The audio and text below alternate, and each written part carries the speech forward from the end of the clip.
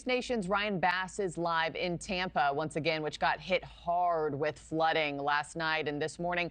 Ryan, you've lived in Tampa for years. I just talked to one of the emergency management directors there. I said, one of our correspondents lives there. He says he's never seen anything like this. She agrees with your assessment, Ryan. And I've talked to neighbors here in South Tampa for the last 30, 40 minutes or so as everyone's waking up and kind of surveying what's going on. And they're in shock and awe of the damage of this storm. And a few people that I talked to said, we can't even imagine what would have happened if we got hit dead on. And by the way, it's been over 100 years since the Tampa Bay region has taken on a direct hit from a storm. I can't imagine the damage. Look at this behind me. This is an incredible view of some of the damage we've seen here, Markie. This is a tree, about an oak tree.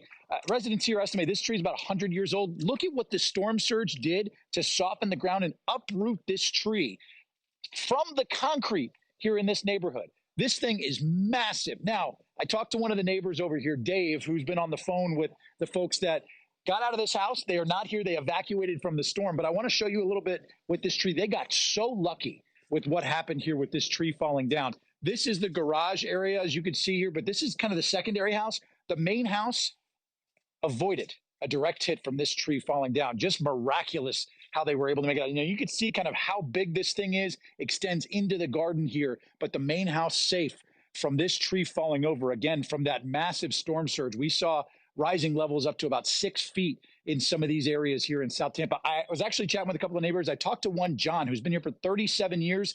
He's been out surveying the damage. He talks about how bad this is and what he's seeing here this morning.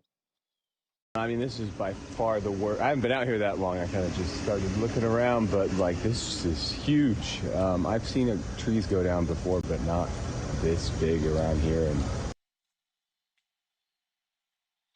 And that was John. We've talked to a few other folks. We're going to walk back out to the street here to make sure we're safe. But I do want to show you some of the videos of the rescues that have taken place here, Markie, around the Tampa neighborhoods, especially from Hillsborough County Sheriff, who has rescued. They said they have gotten calls into the 2000s since yesterday. Rescues of 2,450 calls from 2 p.m. yesterday to 5:45 a.m. today. They had to rescue a teenager who was left stranded in the street after trying to drive through some of these floodwaters. They rescued a 97-year-old woman from her home as well that was trapped by some of the rushing waters that we'd seen here. So the surge was the big concern here in the Tampa Bay region, not just in South Tampa or the low-lying areas of Davis Islands, but also out by Pinellas, St. Pete Beaches, Clearwater, Tierra Verde.